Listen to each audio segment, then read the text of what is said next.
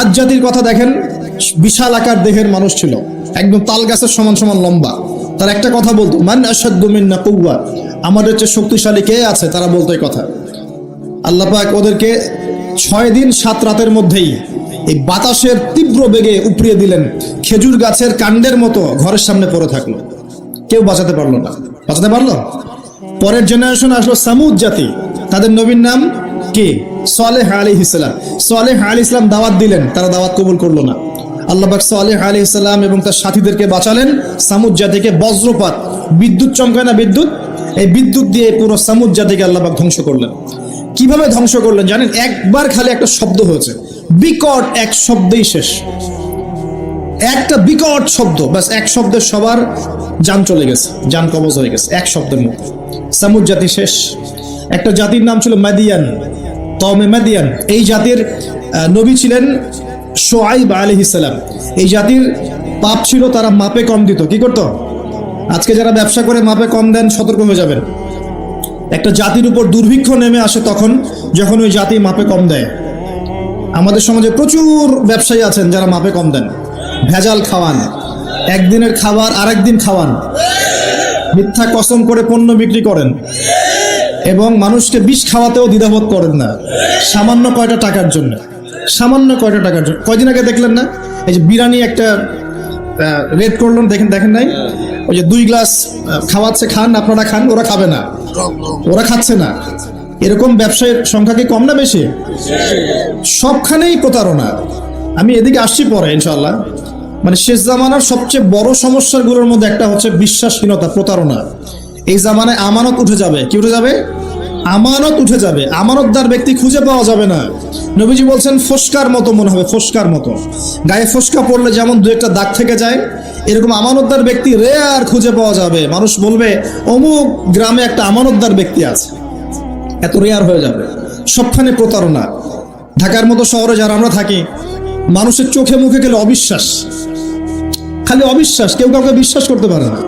কেউ যদি একটা ভিক্ষুক যদি এসে গ্লাসের মধ্যে নক করে বলে যে আমাকে 2টা টাকা দেন, আমি ভাত খাইনি 3 দিন, বিশ্বাস করতে কষ্ট হয় যে সত্যি সত্যি নিচ্ছে না মিথ্যা মিথ্যা নিচ্ছে। এত অবিশ্বাস। এখন আলোচনা শুরু করতে যাই। আল্লাহ রাব্বুল আলামিন পবিত্র কুরআনুল কারীমের মধ্যে একটি অনবদ্য সূরা নাযিল করেছেন। এখান থেকে আলোচনাটা শুরু করতে যাচ্ছি। সূরাটার নাম হচ্ছে সূরাতুল আসর। কি সূরা?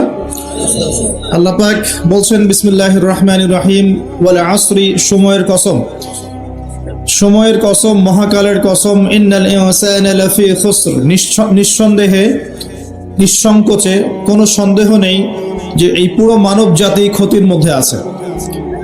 ইল্লাল্লাযীনা আমানু, তবে তারা নয়, তারা ব্যতীত যারা ঈমান এনেছে, ওয়া আমিলুস সলিহাত, এবং সতামল সম্পাদন করেছে, ওয়া তাওয়াসাউ বিল হাক্কি, পরস্পরকে সত্যের উপদেশ দিয়েছে, ওয়া তাওয়াসাউ বিস সাবর, এবং পরস্পরকে ধৈর্যের উপদেশ দিয়েছে।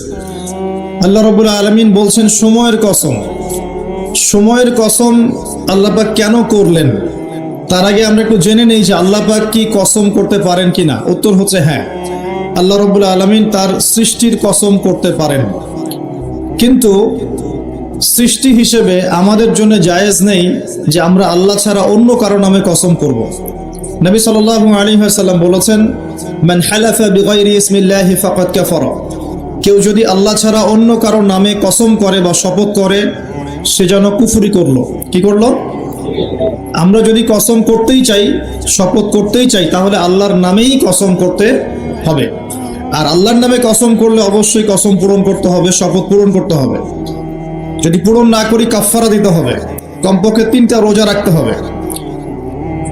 আল্লাহ পাক তার সৃষ্টির নামে কসম করে থাকেন। যেমন আল্লাহ পাক বলেছেন ওয়া তিন ফলের কসম, ওয়া জাইতুন, জাইতুনের কসম। 3 ফল খেয়েছেন কখনো? জাইতুন ফল দেখেছেন? জাইতুনের তেল সম্পর্কেও হাদিসে আসছে এটা বরকতময় তেল। জাইতুনের তেল বরকতময়, এটাকে খেতে বলা হয়েছে, গায়ে ব্যবহার করতেও বলা হয়েছে। ওয়া তুরি সিনিন, আল্লাহ পাক তুর পাহাড়ের কসম করেছেন, সিনাই পর্বতের কসম করেছেন। ওয়া হাযাল বালাদিল আমিন, এই পবিত্র শহরের কসম বলতে আল্লাহ পাক মক্কার কসম করেছেন। এরকম প্রচুর কসম আল্লাহ পাক কোরআনে করেছেন। স্পেশালি আম্মা পারা, যেটা আমরা বলি 30তম পারা, এই পাড়ায় প্রচুর শপথ আপনি দেখতে পারবেন। ওয়াদ-দুহা, দ্বিপ্রহরের কসম, ওয়াল-লাইল, রাতের কসম। ঠিক আছে, কোন কোন ক্ষেত্রে আল্লাহ পাক এই মহাবিশ্বের কসমও করছেন তারকার অবস্থান স্থলের। আল্লাহ পাক বলছেন ফালা উকসিমু বিমাওয়াকি'ন নুজুম ওয়া ইন্নাহু লাকাসামুন লাউ তা'লামুন আযীম। সূরা ওয়াকিয়ার শেষের দিকে আল্লাহ পাক নক্ষত্রগুলোর অবস্থান স্থলের কসম করেছেন। কোন কোন ক্ষেত্রে আল্লাহ পাক নিজেরও কসম করেছেন, ফালা ওয়া রাব্বিক, কখনো নয় তোমার রবের শপথ করে বলছি, তোমার রবের শপথ করে বলছি, মানে আল্লাহ পাক নিজেই নিজের কসম করছেন যে ফালা ওয়া রাব্বিকা, কখনো নয় তোমার রবের কসম করে বলছি, তারা মুমিন হতে পারবে না যতক্ষণ পর্যন্ত তোমাকে হে নবী মুহাম্মদ সাল্লাল্লাহু আলাইহি ওয়াসাল্লাম তাদের মধ্যে অমীমাংসিত বিষয়ে তোমাকে ফয়সালাকারী রূপে গ্রহণ না করছে। এখানে আল্লাহ পাক নিজের কসম করছেন। আল্লাহ রাব্বুল আলামিন আল কোরআনে বহু কসম করেছেন, আর এটা প্রত্যেক বুদ্ধিমান শ্রোতাই বুঝে ফেলবেন। আল্লাহ পাক যখন যে বিষয়ের কসম করেন নিঃসন্দেহে সেটা সবচেয়ে গুরুত্বপূর্ণ বিষয় হবে, তাই নয় কি? আল্লাহ পাক এখানে সময়ের কসম করছেন, মানে সময়টা আমাদের জীবনে খুবই ইম্পর্টেন্ট একটা জিনিস। সত্যি কথা বলতে আমাদের লাইফের সবচেয়ে ইম্পর্টেন্ট জিনিস হচ্ছে কি? টাইম বা সময়। আমরা যখন মায়ের গর্ভে ছিলাম এবং আমাদের বয়স ছিল 4 মাস 10 দিন, তখন আল্লাহর পক্ষ থেকে একজন ফেরেশতা এসেছিলেন, এসে মায়ের গর্ভে রূহটাকে ফুঁকে দিয়েছেন এবং 4টা বিষয় লিখে দিয়েছেন। 1 নাম্বার, এই গর্ভের সন্তানের হায়াত কতটুকু হবে। 2 নাম্বার, তার রিজিক কি কি হবে। 3 নাম্বার, সে সৌভাগ্যবান হবে না দুর্ভাগ্যবান হবে। 4 নাম্বার, সে দুনিয়াতে কি কি আমল করবে। এই 4টা বিষয় লিখে দেওয়া হয়েছে। এর মধ্যে সবচেয়ে ইম্পর্টেন্ট বিষয় হচ্ছে হায়াত, সময়, সে কতদিন বাঁচবে। হায়াতের মধ্যে বরকত হয়, কিন্তু আল্লাহ পাকের নির্ধারিত হায়াত কিন্তু বাড়েও না কমেও না। আল্লাহ পাক যে সময় নির্ধারণ করেছেন এই সময়টুকুই আমাদের দুনিয়ার হায়াত। আল্লাহ পাক নির্ধারণ করে বলেছেন লিয়াবলুয়াকুম আইয়ুকুম আহসানু আমালা। এই হায়াত মওত সৃষ্টি করার বিষয়টা হচ্ছে আল্লাহ পাক দেখতে চান দুনিয়াতে তোমাদের মধ্যে কাজে কে শ্রেষ্ঠ, কাজে কে উত্তম, আহসান কে, কাজে সেরা কে। আল্লাহ পাক দেখতে চান না আমলের মধ্যে এভারেজ কে, গতানুগতিক কে। আল্লাহ পাক দেখতে চান আমলের শ্রেষ্ঠ কে। কাবীর মানে বড়, আকবার মানে সবচেয়ে বড়, সগীর মানে ছোট, আসগর মানে আরো অনেক ছোট, হাসান মানে হচ্ছে ভালো, উত্তম, আহসান মানে সবচেয়ে ভালো, বেস্ট ওয়ান। আল্লাহ পাক দেখতে চান লিয়াবলুয়াকুম আইয়ুকুম আহসানু আমালা, তোমাদের মধ্যে দুনিয়াতে আমলে আহসান কে। আল্লাহ পাক এভারেজ মুসলিম দেখতে চান না, এক্সেপশনাল মুসলিম দেখতে চান। আমি কি বোঝাতে পারছি? এই জন্য আল্লাহ পাক হায়াত ও মওত সৃষ্টি করেছেন এবং দুনিয়ার জীবনটা আমাদেরকে উপহার দিয়েছেন। আরেকটা উদ্দেশ্য হচ্ছে আল্লাহ পাক দেখতে চান এই কারাগারের জীবনে আমলের শ্রেষ্ঠকে এবং কে আল্লাহ পাকের বিধানগুলো মেনে চলে, এবং কারা কারা আল্লাহ পাকের জমিনের মধ্যে তার খেলাফতের দায়িত্ব পালন করে। আমরা কিন্তু আল্লাহর খলিফা। আমরা কি? আল্লাহর খলিফা। আমাদের পিতাকে আল্লাহ পাক সৃষ্টি করেছিলেন পৃথিবীতে আল্লাহর খলিফা হিসেবে। আল্লাহর খলিফার কাজ কি? শুধু ইবাদত করাই খলিফার কাজ নয়। আল্লাহর খলিফার কাজ হচ্ছে আল্লাহ পাকের জমিনের মধ্যে ন্যায় বিচার প্রতিষ্ঠা করা, আল্লাহর বিধান প্রতিষ্ঠা করা। এটা আল্লাহর খলিফার কাজ। যদি পৃথিবীতে আমরা আল্লাহ পাকের বিধান প্রতিষ্ঠা না করে শয়তানের বিধান প্রতিষ্ঠা করি, তাহলে আমরা আল্লাহর খলিফা থাকবো না, শয়তানের খলিফা হয়ে যাব। আমি কি বুঝাতে পারছি? আল্লাহ পাক দুনিয়ার এই কারাগারের জীবনটাতে আমাদেরকে নির্ধারিত সময় দিয়েছেন, ওয়াল আসরি, সময়ের কসম। আরেকটা অর্থ এখান থেকে নেওয়া যায়, সেটা হলো আল্লাহ পাক সময়ের কসম করে আমাদেরকে মূলত অতীতকালের দিকে তাকাতে বলছেন। কোন দিকে? অতীতের দিকে। কোরআন খুললে আপনি দেখবেন, আমার সামনে যে কিতাব আছে আল্লাহ পাকের কিতাব আল কোরআনুল কারীম, এই কোরআনুল কারীমকে আপনি 3টা ভাগে ভাগ করতে পারবেন। একটা অংশে গিয়ে দেখবেন এখানে আছে হুকুম আহকাম, কি করা যাবে কি করা যাবে না, কি করতে হবে কি করতে হবে না। দ্বিতীয় অংশে গিয়ে আপনি পাবেন আল্লাহ রাব্বুল আলামিনের তাওহীদ, রিসালাত, আখিরাত, এই বিষয়টা পাবেন। আল্লাহ এক, মুহাম্মদ সাল্লাল্লাহু আলাইহি ওয়াসাল্লাম শেষ নবী, এবং আখিরাত, এর পরের জীবন, এর ধাপগুলো, হিসাব নিকাশ, জান্নাত জাহান্নাম, এগুলো পাবেন। আরেকটা অংশে গিয়ে আপনি পাবেন ইতিহাস। কি পাবেন? ইতিহাস, পূর্ববর্তী নবীগণের ইতিকথা পাবেন। একদম আদম আলাইহিস সালাম থেকে শুরু করে শেষ নবী মুহাম্মদ সাল্লাল্লাহু আলাইহি ওয়াসাল্লাম পর্যন্ত পুরো হিস্ট্রি আপনি কোরআনে পাবেন ইনশাআল্লাহ। আল্লাহ পাক ওয়াল আসরি বলে আমাদেরকে একটু পিছনের দিকে তাকাতে বলছেন, একটা জিনিস লক্ষ্য করতে বলছেন। সেই জিনিসটা কি? সেই জিনিসটা হচ্ছে আল্লাহ পাক লক্ষ্য করতে বলছেন যে আদম আলাইহিস সালাম থেকে শুরু করে শেষ নবী পর্যন্ত, বলেন মুহাম্মদ রাসূলুল্লাহ সাল্লাল্লাহু আলাইহি ওয়াসাল্লাম পর্যন্ত, আল্লাহ পাকের একটা কমন সুন্নত দেখা যাচ্ছে। কমন সুন্নত, সাধারণ সুন্নত। কি সুন্নত? প্রত্যেক যুগে যুগেই যারা আল্লাহ পাকের বিধান মেনেছে, তার নবীর আনুগত্য করেছে, আল্লাহ পাক সেই মুমিন মুসলিম বান্দাদেরকে দুনিয়াতেও নাজাত দিয়েছেন, পরকালেও জান্নাত দিয়েছেন। ঠিক আছে কথা? আচ্ছা, আরেকটা সুন্নত হচ্ছে প্রত্যেক যুগে যুগে আদম থেকে নিয়ে শুরু করে মুহাম্মদ সাল্লাল্লাহু আলাইহি ওয়াসাল্লাম পর্যন্ত প্রত্যেক যুগে যুগেই যে বা যারাই আল্লাহর কথা শোনে নাই, আল্লাহর বিধান মানে নাই, তার নবীর আনুগত্য করে নাই, আল্লাহ পাক দুনিয়াতেও ধ্বংস করেছেন, আখিরাতেও ধ্বংস করেছেন। এই সুন্নতটা ইতিহাসে একদম কমন। আমি এক্সাম্পল দিয়ে বোঝাচ্ছি। নূহ আলাইহিস সালামের যুগে চলে যান, একটু খেয়াল করে দেখেন, 950 বছর দাওয়াত দেওয়ার পরে মাত্র 40টা বা 80টা পরিবার ইসলাম কবুল করেছে। আল্লাহ পাক এই সারা দুনিয়ায় সেই 80টা পরিবারকেই বাঁচিয়ে রাখলেন, নিষ্কৃতি দিলেন, উদ্ধার করলেন, বাকি সবাইকে ডুবিয়ে মেরে দিলেন। আল্লাহর সুন্নাত। আল্লাহ পাকের কিছুই পরোয়া নাই। পরোয়া আছে? আচ্ছা, তারও একটু আগে যান, আদম আলাইহিস সালামের 2 ছেলে হাবিল এবং কাবিল, মনে আছে? কাবিলের কুরবানি কবুল হয় না, হাবিলেরটা কবুল হয়। তো এখানে হিংসা, এখানে কি হিংসা, পরশ্রী কাতরতা। তারটা কেন কবুল হয়, আমারটা কেন হয় না? এই হিংসার বশবর্তী হয়ে এক পর্যায়ে কাবিল হাবিলকে হত্যাই করে ফেললো, এবং সেই হত্যাকাণ্ডের সাক্ষী ছিল একটা পাখি, তার নাম কি? কাক। কাক, হ্যাঁ, কাক সাক্ষী যে আদম আলাইহিস সালাম এর 2 সন্তান, এক সন্তানকে হত্যা করার পর আরেক সন্তান মাথায় হাত দিয়ে বসে আছে, কিভাবে তার ভাইকে দাফন করবে এই জ্ঞান তার কাছে নাই। আল্লাহ পাক কাককে পাঠালেন, সে মাটি খুঁড়ে দেখালো কিভাবে দাফন করতে হয়। তার মানে শিক্ষা আমাদের চারপাশেই আছে। শিক্ষা গ্রহণ করার জন্য সবসময় টেক্সট বুকের প্রয়োজন হয় না। শিক্ষা গ্রহণ করার জন্য সবসময় টেক্সট বুকের প্রয়োজন হয় না। এই ডারউইনের মতবাদের প্রয়োজন হয় না। শিক্ষা গ্রহণ করার জন্য একটু দূরদর্শিতাই যথেষ্ট। বহু মানুষ এই পৃথিবীতে বেঁচে আছেন যাদের অক্ষর জ্ঞান নাই, লিটারাল জ্ঞান নাই, কিন্তু তারা অনেক বেশি অভিজ্ঞতা সম্পন্ন আছেন না? আচ্ছা, এমনকি আমাদের প্রিয় নবী মুহাম্মদ রাসূলুল্লাহ সাল্লাল্লাহু আলাইহি ওয়াসাল্লাম কিন্তু এই আক্ষরিক জ্ঞান, আলিফ বা তা সা এগুলো লিখতে পড়তে জানতেন না। এটা কি আপনারা জানেন? আল্লাহ পাক তাকেই শেষ নবী করেছেন, এবং আমরা তাকে বলি তিনি উম্মি। উম্মি মানে হচ্ছে অক্ষর জ্ঞানহীন। কিন্তু এই পৃথিবীর সবচাইতে জ্ঞানী মানুষ, ইতিহাসের শুরু থেকে শেষ পর্যন্ত সবচাইতে জ্ঞানী মানুষ হচ্ছেন মুহাম্মদ রাসূলুল্লাহ সাল্লাল্লাহু আলাইহি ওয়াসাল্লাম। অক্ষর জ্ঞানী সবকিছু নয়। সিগনেচার করতে পারলেই এই আপনার একটা জাতি জ্ঞানী হয় না। সাক্ষরতার হার বাড়লেই একটা জাতি জ্ঞানী হয় না। একটা জাতি জ্ঞানী হয় তখন যখন তার ভিতরে আধ্যাত্মিক পরিবর্তন আসে, যখন তার ভিতরে মানবিক গুণগুলো ইনস্টল হয়, যখন সে মানবতার কল্যাণে কাজ করতে পারে, যখন সে খারাপ পথে যায় না, ন্যায়ের পথে থাকে, অন্যায়ের পথে যায় না, তখন সে ভালো হয়।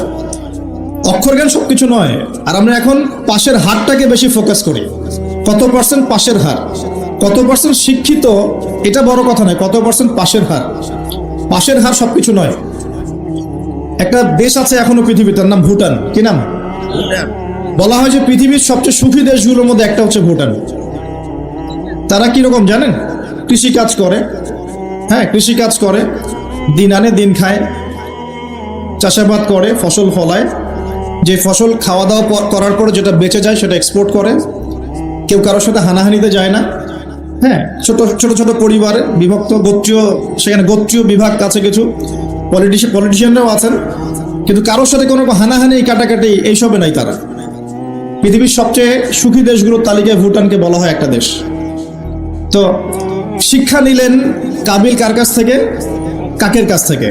এখানে একটা হাদিস মনে পড়ে যায়, শেয়ার করি। নবী সাল্লাল্লাহু আলাইহি ওয়াসাল্লাম বলেছেন, এই পৃথিবীতে প্রথম হত্যাকাণ্ড সংগঠিত করেছিল কাবিল। এই জন্যই এই পৃথিবীতে যত মানুষকে অন্যায়ভাবে হত্যা করা হবে, বিনা কারণে অন্যায়ভাবে হত্যা করা হবে, এই সমস্ত খুনের যে পাপ, এই পাপের একটা অংশ কাবিলের আমল নামায় যুক্ত করা হবে। বলি নাউজুবিল্লাহ। সপ্তাহে জারিয়া যেমন আছে, আরেকটা টার্ম আছে, সেটা হলো গোনাহে জারিয়া। এটা কি? একটা মাদক দ্রব্যের বার খুলেছেন, আপনি মারা যাওয়ার পরেও যদি মানুষ মাদক খেতে থাকে, কবরে শুয়ে শুয়ে গোনা পাবেন ইনশাআল্লাহ। একটা গান গেয়েছেন যেখানে আজে বাজে মিউজিক আছে, বা আজে বাজে শিরকি কথা আছে, কুফরি কথা আছে, মানুষকে আপনার আল্লাহ থেকে দূরে সরাচ্ছে। যত মানুষ সেই গান গাবে এবং শুনবে, আপনার মৃত্যুর পরেও কবরে শুয়ে শুয়ে সেই গোনা পাবেন ইনশাআল্লাহ। একজন মানুষ সিনেমা হল করেছে এবং সেখানে নগ্ন ছবি প্রদর্শন করা হয়। আর এখনকার বেশিরভাগ সিনেমাতেই নগ্ন ছবি দেখানো হয়, কারণ এখন অনলাইনে ঢুকলেই মনে হয় এই জগৎ সমান সমান যৌনতা, মানে এই পৃথিবীটাই মানে যৌনতা, সবখানেই যৌনতা। এমনকি একটা স্যান্ডো গেঞ্জি কিনতে যাবেন, সেখানেও দেখবেন একটা নগ্ন মেয়ের ছবি দিয়ে রেখে দিয়েছে, মানে সব যৌনতা। তো এই যে সিনেমা হলটা করেছেন, যত মানুষ এখানে সিনেমা দেখবে, যদি আপনি মারাও যান, যত মানুষ সিনেমা দেখতে থাকবে, এই গোনার একটা অংশ আপনার কবরে অটোমেটিক ট্রান্সফার হতে থাকবে ইনশাআল্লাহ। এভাবেই যদি আপনি মাদ্রাসা করেন, যত মানুষ পড়বে, আগামীতে শিক্ষিত হবে, দিনের জ্ঞান অর্জন করে মানুষের মধ্যে দাওয়াতের কাজ করবে, সমস্ত নেক আমলের একটা অংশ আপনি পাবেন ইনশাআল্লাহ। একটা মসজিদ করেছেন, মসজিদে ইনভেস্ট করেছেন, একটা মসজিদ করে দিয়েছেন, এই মসজিদে যত মানুষ নামাজ পড়বে ইনশাআল্লাহ আপনি এর একটা নেকির ভাগীদার হবেন ইনশাআল্লাহ। আপনি একটা বই লিখেছেন অথেন্টিক সুন্দর, এই বই যত মানুষ পড়ে উপকৃত হবে, আপনি কবরে শুয়ে শুয়ে নেকি পাবেন ইনশাআল্লাহ। ভালো কিছু বলেছেন, ভালো লেকচার দিয়েছেন, যত মানুষ শুনবে, আমল করবে, জীবন পরিবর্তন করবে, ইনশাআল্লাহ আপনি কবরে শুয়ে শুয়ে নাকি পাবেন ইনশাআল্লাহ তাআলা। এটা সবচেয়ে সেরা ইনভেস্ট, সবচেয়ে সেরা ব্যবসা। আল্লাহ পাক আমাদেরকে এই ধরনের ব্যবসা বেশি বেশি করার তৌফিক দান করুন। এখানে একটা প্রশ্ন আসবে যে হাবিলকে কেন কাবিল হত্যা করলো? উত্তর হচ্ছে হিংসা। উত্তরটা কি? এই কাবিলের সুন্নত কিন্তু 1400 বছর না, 1400 বছর তো নবীর যুগই চলে গেছে। আসলে এই লক্ষ লক্ষ বছরের পরেও কাবিলের এই সুন্নত কিন্তু শেষ হয়ে যায় নাই, এখনো কিন্তু হাবিল কাবিলের সুন্নত সমাজে আছে। যখনই দেখা যাবে যে কেউ কোনো ভালো কাজ করছে, ভালো কিছু হচ্ছে, তখন এক শ্রেণীর কাবিল অটোমেটিক বের হয়ে যাবে, যারা এই হাবিলের পিছনে লেগে যাবে। কথা ঠিক কি না? প্রতিটা সেকশন এটা আছে। যদি পলিটিক্যাল ক্ষেত্রে একজন পলিটিশিয়ান ভালো কাজ করা শুরু করে, কিছু কাবিল বের হয়ে তার বিরোধিতা করা শুরু করবে, দেখবেন। সমাজের ক্ষেত্রে কিছু ভালো নেতা যদি বের হয়, তারা ভালো কাজ করছে, মানব সেবামূলক, কিছু বের হবে কাবিল যারা এর পিছনে লেগে থাকবে। ধর্মীয় ক্ষেত্রেও দেখবেন, যদি ভালো কিছু আলেম, ওয়াইজ, ভালো মুফাসসির, আপনার লেখক বা ভালো কিছু বের হয়, ভালো কোনো পার্সন বের হয় যারা দিনের জন্য কাজ করছেন, উম্মার জন্য কাজ করছেন, এক শ্রেণীর কাবিল অটোমেটিক বের হয়ে যাবে, যাদের কাজই হবে 24 ঘন্টা তার পিছনে লেগে থাকা। এতে করে ফায়দা কি? এতে করে কাবিলদের কোনো ফায়দা নাই, এতে করে হাবিলের ফায়দা আছে। কিরকম ফায়দা? হাবিল কি বলছিল? হাবিল বলছে যে তুমি যদি আমাকে মারার জন্য হাত প্রশস্ত করো, আয়াতটা পড়ে দেখেন, সূরা মাইদার মধ্যে আছে, শুরুর দিকেই আছে। তুমি যদি আমাকে হত্যা করার জন্য হাত প্রশস্ত করো, আমি কখনো তোমাকে হত্যা করার জন্য হাত বাড়াবো না। এটা হাবিলের কথা। কত উচ্চ লেভেলের শিক্ষা তার পিতামাতা তাকে দিয়েছেন, কত উঁচু লেভেলের শিক্ষা আদম আলাইহিস সালাম এবং হাওয়া আলাইহিস সালাম তাকে দিয়েছেন, কত উচ্চ মানের তাকওয়া তার মধ্যে ছিল। সে বলছে, তুমি যদি হাত বাড়াও আমাকে মারার জন্য, হে কাবিল, আমি তোমাকে হত্যা করার জন্য আমার হাত বাড়াবো না, বরং আমি ভয় করছি আমাকে হত্যা করলে তুমি আমার এবং তোমার সমস্ত গোনা নিয়ে কিয়ামতের মাঠে উঠবে এবং তুমি শয়তানের অন্তর্ভুক্ত হয়ে যাবে। তাহলে কাবিল কি শেষমেশ এই দলে পড়ে নাই? এই দলেই পড়েছে। আল্লাহ পাক আমাদের সবাইকে হাবিল হওয়ার তৌফিক দান করুন, আর দৃশ্য অদৃশ্যের কাবিলদের থেকে আল্লাহ পাক হেফাজত করুন বলে আমি। এখানেও একটা সুন্নত আল্লাহ পাকে দেখেন, সময়ের কসম, খেয়াল করেন যে ওই সময়েও আল্লাহ পাক হাবিলকে রক্ষা করেছেন, পরকালে জান্নাত দিয়েছেন। কাবিল কিন্তু জান্নাতে যাচ্ছে না, তার ঘাড়ের মধ্যে নিজের ভাইয়ের হত্যার অপরাধ আছে। নবী পরিবারের সন্তান হওয়া সত্ত্বেও তার পরিণতি কিন্তু ভালো হলো না। খেয়াল করেছেন কি? আচ্ছা, এবার সামনে যান। নূহ আলাইহিস সালামের জীবন তো দেখলেন। এই 80টা পরিবারকে আল্লাহ পাক হেফাজত করলেন, বাকি সবাইকে ডুবিয়ে মারলেন। আমরা যারা এখন পৃথিবীতে বেঁচে আছি, এই 800 কোটি বা 1000 কোটি মানুষ, কোনো না কোনো ভাবে কিন্তু আমরা সবাই এই 80টা পরিবারেরই সন্তান। কথা বুঝতে পারছেন না মনে হয়? এই যে বিশ্ব ভ্রাতৃত্বের কথা বলি না আমরা, এই বিশ্ব ভ্রাতৃত্বের কথা তো পশ্চিমারা বলে মানুষকে দেখানোর জন্য, কথার কথা বলে। সত্যিকারের বিশ্ব ভ্রাতৃত্ব শিখতে হলে কোরআন পড়তে হবে। সত্যিকারের বিশ্ব ভ্রাতৃত্ব শিখতে হলে কোরআন পড়তে হবে। কোরআন বলছে, এই যে এই যে পরিবারগুলোকে আল্লাহ পাক বাঁচিয়েছেন, জুদি উপত্যকায় এই নৌকা গিয়ে ঠেকেছে, ওই নৌকায় যারা ছিলেন তাদেরকে দিয়ে পরবর্তীতে পৃথিবী আবাদ করা হয়েছে। নূহ আলাইহিস সালামের 4 সন্তান ছিলেন। কয় সন্তান? একজন হচ্ছে শাম। কি নাম? শাম। এই শাম এর বংশধর হচ্ছে এই যে মিডল ইস্টের মানুষরা, মধ্যপ্রাচ্যের যে মানুষরা আছে, এরা শামের বংশধর। এক ছেলের নাম হাম। হাম ছিল কালো বর্ণের, মানে ব্ল্যাক স্কিন।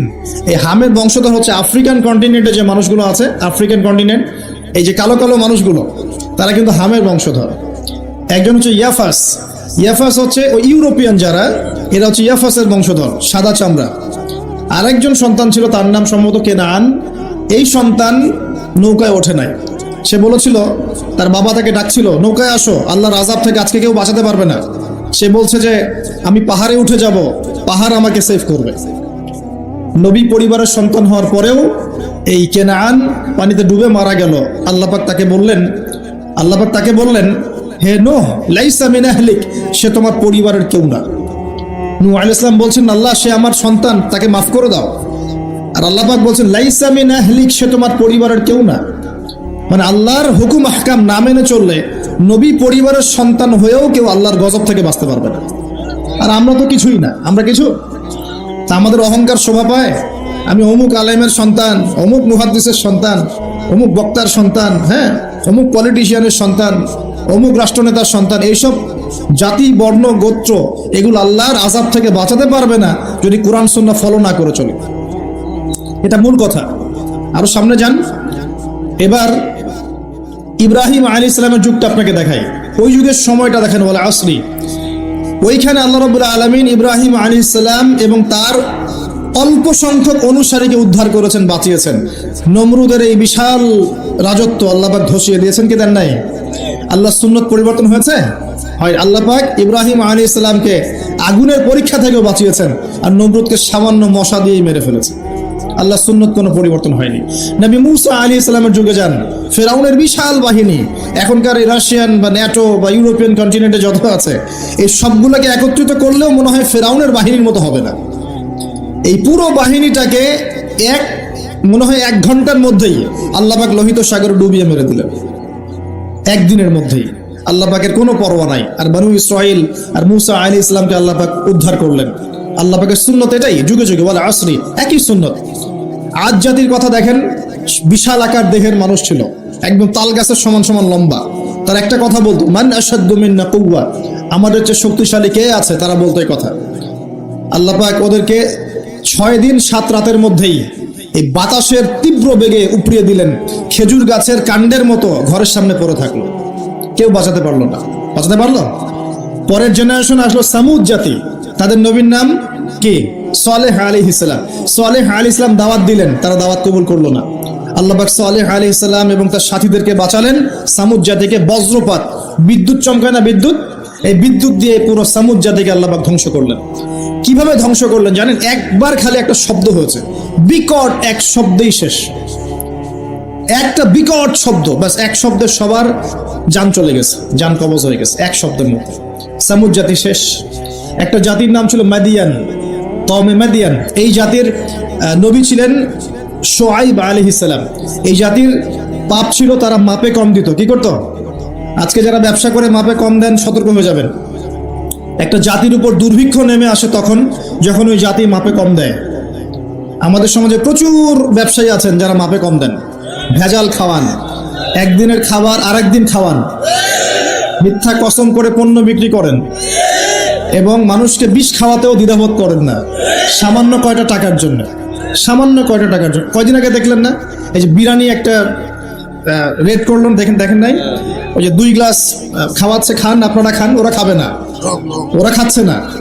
এরকম ব্যবসায়ীর সংখ্যা কি কম না বেশি? সবখানেই প্রতারণা। আমি এদিকে আসছি পরে ইনশাআল্লাহ। মানে শেষ জামানার সবচেয়ে বড় সমস্যাগুলোর মধ্যে একটা হচ্ছে বিশ্বাসহীনতা, প্রতারণা। এই জামানায় আমানত উঠে যাবে। কি উঠে যাবে? আমানত উঠে যাবে। আমানতদার ব্যক্তি খুঁজে পাওয়া যাবে না। নবীজি বলছেন ফোসকার মতো মনে হবে, ফোসকার মতো। গায়ে ফোসকা পড়লে যেমন 2-1টা দাগ থেকে যায়, এরকম আমানতদার ব্যক্তি রেয়ার খুঁজে পাওয়া যাবে। মানুষ বলবে অমুক গ্রামে একটা আমানতদার ব্যক্তি আছে, এত রেয়ার হয়ে যাবে। সবখানে প্রতারণা। ঢাকার মতো শহরে যারা আমরা থাকি, মানুষের চোখে মুখে গেলে অবিশ্বাস, খালি অবিশ্বাস, কেউ কাউকে বিশ্বাস করতে পারে না। কেউ যদি একটা ভিক্ষুক যদি এসে গ্লাসের মধ্যে নক করে বলে যে আমাকে 2 টাকা দেন, আমি ভাত খাইনি 3 দিন, বিশ্বাস করতে কষ্ট হয় যে সত্যি সত্যি নিচ্ছে না মিথ্যা মিথ্যা নিচ্ছে, এত অবিশ্বাস এখন। তারপরে ভিক্ষারও সিস্টেম, বলে যে আমাকে একটা কম্বল কিনে দেন, বড় বড় ফিগার চাচ্ছে, বড় ফিগার, আমি শাড়ি কিনবো, আমি লুঙ্গি কিনবো, সবার কাছে এই কথা বলে বলে সে টাকা উঠাচ্ছে। পরে গিয়ে দেখেন ওই টাকার একটা অংশ সে মাশাআল্লাহ নষ্ট করে ফেলছে, আর একটা অংশ দিয়ে কি করছে জানেন? শুনলে অবাক হয়ে যাবেন। একটা কোলের বাচ্চাকে নিয়ে ভিক্ষা করছে। কোলের বাচ্চাটা সে হায়ার করে আনছে একজনের কাছে, ভাড়া নিয়ে আসছে, সেটা তার বাচ্চা না, অন্য কারো বাচ্চা ভাড়া নিয়ে আসছে, এবং সেই বাচ্চাটাকে ঘুমের ওষুধ খাইয়ে দেয়। কি খাইয়ে দেয়? ঘুমের ওষুধ খাইয়ে দেয়, ফিডারের সাথে অন্য কিছুর সাথে ঘুমের ওষুধ খাইয়ে দেয়। বাচ্চা ঘুমায়, আর বাচ্চাকে ফেলে রেখে সে বলে যে বাচ্চা অসুস্থ, চিকিৎসার জন্য টাকা দেন। মানুষ টাকা দিয়ে যায়, কেউ দেয় কেউ দেয় না, দিয়ে যায়। এই যে একটা টাকা হয় সারাদিন শেষে, বাচ্চা ঘুমিয়ে আছে, বাচ্চা ঘুমের ওষুধ খাওয়া। তারপরে এই বাচ্চাটার ওসিলায় যে টাকাগুলো সে আর্ন করলো হারাম পথে, এর একটা অংশ সে এই বাচ্চার আসল পিতামাতাকে দিবে, দিয়ে বাকি অংশ সে সিন্ডিকেট করে খেয়ে ফেলবে। এটাও হয় ঢাকা শহরে। তাহলে এই যুগে আপনি কাকে বিশ্বাস করবেন? কিভাবে বিশ্বাস করবেন? এটা অবিশ্বাসের যুগ চলছে। জনগণ সরকারকে বিশ্বাস করতে পারে না, সরকার জনগণকে বিশ্বাস করতে পারে না। সমাজ নেতা জনগণকে বিশ্বাস করতে পারে না, জনগণ সমাজ নেতাকে বিশ্বাস করতে পারে না। একজন ইমাম সাহেবকে মুসল্লি বিশ্বাস করতে পারে না, মুসল্লিকে ইমাম সাহেব বিশ্বাস করতে পারে। কোনো ক্ষেত্রে একটা ওয়াজ মাহফিল হচ্ছে, ওয়াজ মাহফিলের আয়োজক কমিটিকে বক্তা বিশ্বাস করতে পারে না, বক্তাকে ওয়াজ মাহফিলের কমিটি বিশ্বাস করতে পারে। এমনও হয়েছে, ওয়াজ করে চলে গেছে, এমনও হয়েছে যে ওই যে খামের ভিতরে সব পাত্রী, কিছুই নাই। তো এরকমও যে হইতে পারে সেটা তো কল্পনা ছিল না। আসেন হুজুর দেখা যাবে, আসার পরে আর দেখার নাম নাই। কোনো মাহফিল হয়েছে এমন, মাহফিল নেমে গাড়িতে ওঠার পর মাহফিল কমিটির ফোন নাই, বন্ধ, কিভাবে বাসায় যাবো কোনো ফিকির নাই। তো প্রত্যেকটা ক্ষেত্রে প্রতারণা, প্রতিটা সেক্টরে, উপর থেকে নিচ সব জায়গায় প্রতারণা। এই যুগে আপনি আবার একটা মেয়েকে ভালোবাসতে যাচ্ছেন, ভাবছেন যে সে আপনার বিশ্বাস রক্ষা করবে, এখানেও প্রতারণা। দাঁড়ান আমি কন্টেন্ট হারিয়ে ফেলবো। ছেলেকে বাবা বিশ্বাস করতে পারছে না, বাবাকে ছেলে বিশ্বাস করতে পারছে না। দেখেন, সম্পত্তির জন্য ছেলে বাবাকে হত্যাও করেছে এই যুগে ঘটনা। সম্পত্তির জন্য ছেলে মাকে হত্যা করেছে। আমি উত্তরবঙ্গের একটা ঘটনা জানি, মাকে জবাই করে দিয়েছে সন্তান সম্পত্তির জন্য। স্বামী স্ত্রীকে বিশ্বাস করতে পারে না, স্ত্রীকে স্বামী বিশ্বাস করতে পারে না। হ্যাঁ, তো এই জামানার সবচেয়ে বড় সমস্যা হচ্ছে এই জামানা থেকে বিশ্বাস উঠে গেছে, কেউ কাউকে বিশ্বাস করতে পারে না। খেয়াল করে দেখবেন, ইভেন বাজারে যাচ্ছেন, বাজারে গেলে কেনাকাটা করছেন, একটা অবিশ্বাস সবার চোখে মুখে, না জানি ও আমাকে ঠকায় দেয় কিনা। কেউ যদি ভালো মতো এসে 1 কাপ চাও অফার করে, ভাই আসেন চা খাই 1 কাপ, বিশ্বাস করতে কষ্ট হবে, না জানি চায়ের সাথে কি খাওয়ায় দেয়। সব ক্ষেত্রে, প্রতিটা ক্ষেত্রে একই অবস্থা। দেখেন, ওই সমাজে ওই মাদিয়ান কওমের মধ্যে এই অবিশ্বাস ছিল, প্রতারণা ছিল, আর মানুষকে তারা মাপে কম দিয়ে ঠকাতো। যে সুন্নত এখন চলছে, এখনো সে কোরআন আল্লাহ পাক কেন নাজিল করছেন, কেন এত ইতিহাস বলছেন? কারণ শেষ জামানার এই উম্মতে মুহাম্মাদি সাল্লাল্লাহু আলাইহি ওয়াসাল্লামের মধ্যে এই সমস্ত সমস্যাগুলো আবার নতুন করে দেখা দিবে। এই কারণেই তো আল্লাহ পাক আমাদেরকে জানাচ্ছেন, আগে এটা হয়েছে, সতর্ক থাকো। কেন কোরআনে বারবার মূসা আর ফেরাউনের কথা আসছে? 136 বার আছে নবী মূসা আলাইহিস সালামের কথা ফেরাউনের সাথে। এতবার কেন, যেখানে আমাদের নবীজির নাম মাত্র 4 বার? কেন এতবার? কারণ শেষ জামানায় উম্মতে মুহাম্মাদের সময়ে মূসা এবং ফেরাউনের সময় যা যা হয়েছিল এগুলোর পুনরাবৃত্তি হবে আবার। আল্লাহ পাক সচেতন থাকতে বলছেন। এই যুগেও কি নতুন করে ফেরাউনরা বের হয়ে আসে নাই? ফেরাউন এবং তার দলবল বানু ইসরাইলের উপরে যা করেছিল, এখন ইহুদিরা সেই মুসলিমদের উপর তাই করছে না? একই জিনিস ঘুরে ফিরে আসছে। এই কারণে আল্লাহ পাক আমাদেরকে সতর্ক থাকতে বলছেন, বারবার কোরআনে এগুলো রিপিট করছেন। ইতিহাস কেন ব্যাখ্যা করছেন আল্লাহ পাক?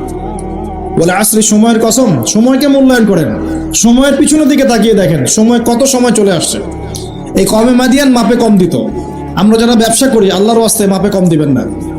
একজন সৎ ব্যবসায়ী আমি দুটো হাদিস শোনাই, আমি তাদেরকে ভালোবেসেই বলছি, ব্যবসায়ীদেরকে আমি ভালোবাসি, কারণ তার অন্ততপক্ষে সুদের মধ্যে যাচ্ছেন না। এখন ব্যবসা করে আপনি যদি হালাল ধরে রাখতে না পারেন তাহলে ব্যবসাটা বৃথা হচ্ছে। আল্লাহ পাক বলেছেন আহাল্লাহুল বাই'a ওয়া হাররামা রিবা, আল্লাহ পাক ব্যবসাকে হালাল করেছেন, সুদকে হারাম করেছেন। আপনি সুদ খাচ্ছেন না, ব্যবসা করছেন, আলহামদুলিল্লাহ। কিন্তু যদি আপনি মাপে কম দেন, মিথ্যা কসম করে পণ্য বিক্রি করেন, সিন্ডিকেট করেন, মাল ইচ্ছা করে মজুদ করে পরে দাম বাড়িয়ে দেন, এই যে 2 নম্বরে যদি করেন, আমানতের খেয়ানত করেন, তাহলে আপনাদের এই পাপের কারণে পুরো জাতির উপর দুর্ভিক্ষ নেমে আসবে, এটা হাদিস। আর যদি আপনি সৎ ব্যবসায়ী হতে পারেন, নবী সাল্লাল্লাহু আলাইহি ওয়াসাল্লাম বলেছেন, নবীদের সাথে শহীদদের সাথে আপনার হাসর হবে ইনশাআল্লাহ। একজন সৎ ব্যবসায়ী নবীগণ শহীদগণের সাথে ইনশাআল্লাহ তাআলা কিয়ামতের মাঠে হাসর করবে ইনশাআল্লাহ তাআলা। আমরা কি এটা চাই না? আর এক শ্রেণীর মানুষকে আমি ভালোবাসি, তারা হচ্ছেন পলিটিশিয়ান।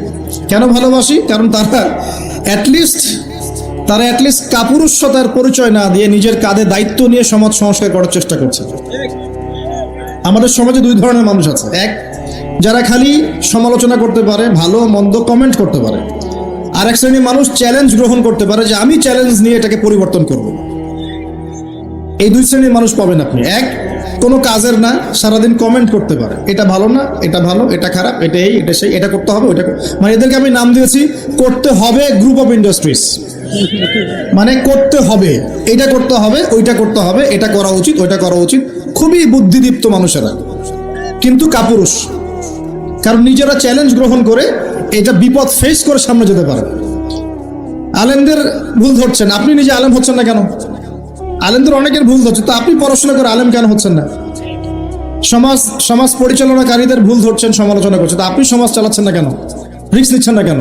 দাঁড়ান, আসেন এখানে। আপনি পলিটিশিয়ানদের সমালোচনা করছেন, তাহলে আপনি পলিটিশিয়ান কেন হচ্ছেন না?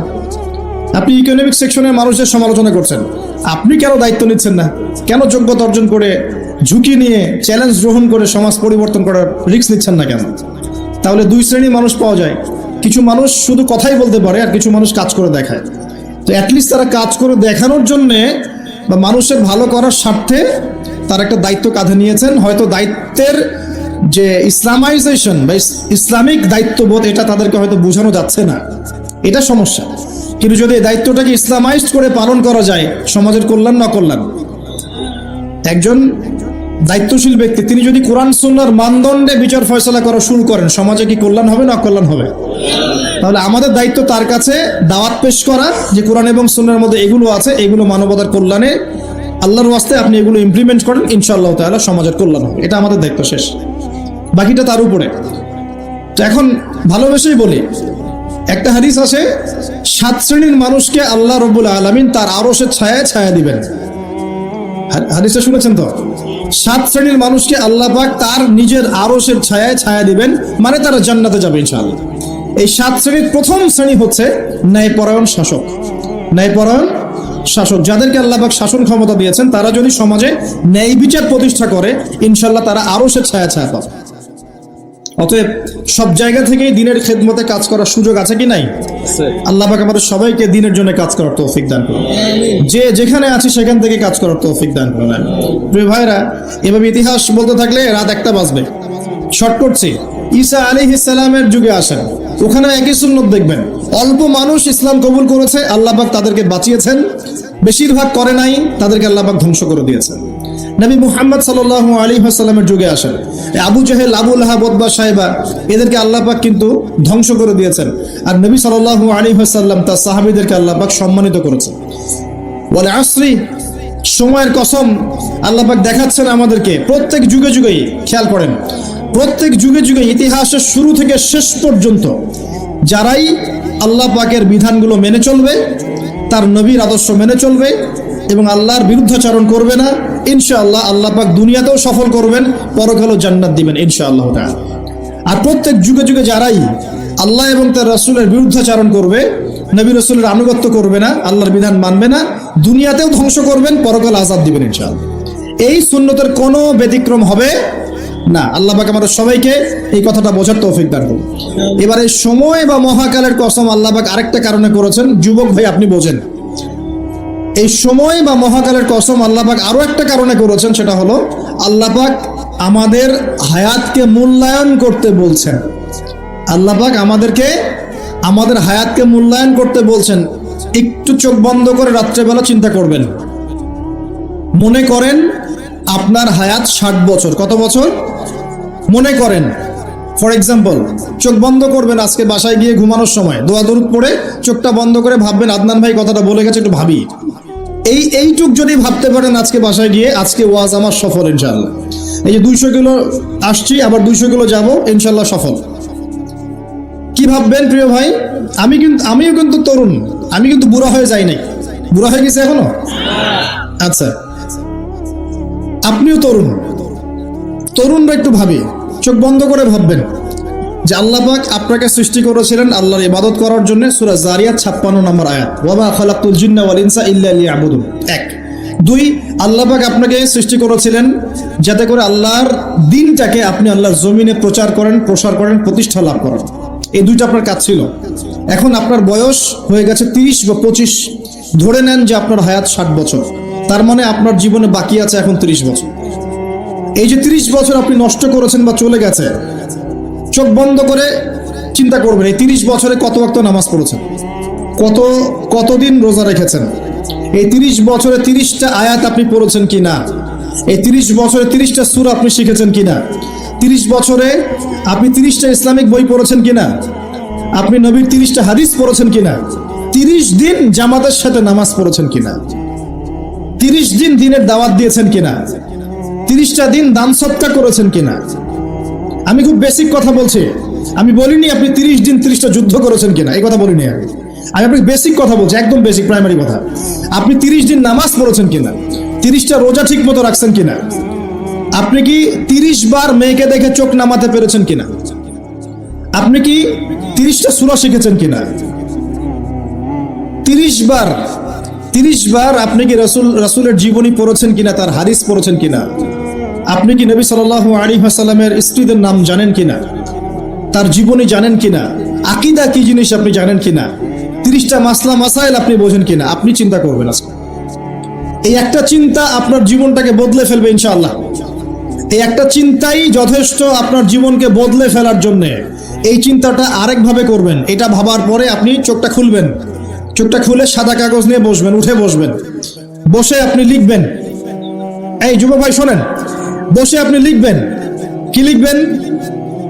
আপনি লিখবেন এই 30 বছরে আপনি কতগুলো গুনাহ করেছেন, মনে পড়ে কি কি। হয়তোবা, আমি দোয়া করি যেন এমনটা না হয়, তবে হয়তোবা আপনি খুঁজে পাবেন এই 30 বছরে আপনি বেনামাজি ছিলেন, হয়তোবা। দাঁড়ান, 2 আপনি হয়তো দেখবেন আপনি অনেক দিন রমজানের রোজা রাখেন নাই। আপনি দেখবেন হয়তো আপনি দান সদকা তো করেন নাই, রিকশাওয়ালাকে থাপ্পড়ও দিয়েছেন। আপনি হয়তো দেখবেন যে হলে সিট বুকিং এর জন্য হকি স্টিক নিয়ে মারামারি করেছেন। আপনি হয়তো দেখবেন যে 30 বছরে 30টা মেয়ের সাথে সম্পর্ক করা শেষ। আপনি হয়তো দেখবেন যে আপনি অলরেডি পতিতলায় ভিজিট করে চলে আসছেন। আপনি 30 দিন, এই 30 বছরে 30 বার কমপক্ষে এই মাদকের আসরে বসেছিলেন, এবং 30 বছরের বহু সময় আপনি অনলাইনে নষ্ট করেছেন, পর্নোগ্রাফি দেখে নষ্ট করেছেন, গোপনে পাপ করেছেন, হ্যাঁ, আরো অনেক কিছুই করেছেন। আপনি হয়তো এটা খুঁজে পাবেন। মিথ্যা বলেছেন, প্রতারণা করেছেন, মাপে কম দিয়েছেন, অন্যের উপর অত্যাচার করেছেন। আপনি আপনার যৌবনকে কাজে লাগিয়ে, এই শক্তিটাকে কাজে লাগিয়ে আপনি ইসলামের বিরুদ্ধাচরণ করেছেন, হয়তো এটাও পাবেন। এই একটা চিন্তা যদি করতে পারেন, এখন আপনার সামনে এখন রাস্তা দুটা। আপনার বাকি বয়স আছে এখন 30 বছর। ওয়াল আসরি, সময়ের কসম, আপনার সময়, আপনার জীবনের সময়টাকে মূল্যায়ন করতে হবে। সময়ের কসম, হয় যদি আমার 30 বছর বাকি থাকে, এখন এই বাকি যে আছে কিনা আমিও জানি না, কেউ জানে? অনিশ্চিত পরীক্ষার হল, কেউ জানে না খাতা কখন কেড়ে নেওয়া হবে। আর এটা কারাগারের জীবন, মানে কারাগারে বসে কেউ নিজের মন গড়া পদ্ধতিতে চলতে পারে না, যেরকম রুটিন সেরকম চলতে হয়। কারাগারের জীবনে বসেই আপনি সুদ খাচ্ছেন, কারাগারে বসেই ঘুষ খাচ্ছেন, কারাগারে বসেই জেনা করছেন, কারাগারে বসেই বেনামাজি থাকছেন, কারাগারে বসেই হোয়াটসঅ্যাপে মেসেঞ্জারে মেয়েদের সাথে প্রেম করছেন, কারাগারে বসে। এটা কারাগারের জীবন। কারাগারের জীবন যদি বাকি থাকে আর 20-30 বছর, আপনার সামনে এখন রাস্তা 3টা। 1, আপনি কি গতানুগতিক যেভাবে চলেছেন সেভাবেই শেষ করবেন জীবনটা? যদি শেষ করে দেন, তাহলে পৃথিবীর ইতিহাস থেকে আপনার নাম একদিন মুছে যাবে। আপনি একাই কবরে শুয়ে থাকবেন, আপনার আত্মা ইল্লিনে না গিয়ে সিজ্জিনে চলে যাবে, পৃথিবীর কোনো মানুষ আপনাকে মনে রাখবে না, আপনি একা একাই আযাব ভোগ করতে থাকবেন, কেউ আপনাকে বাঁচাতে আসবে না, শেষ।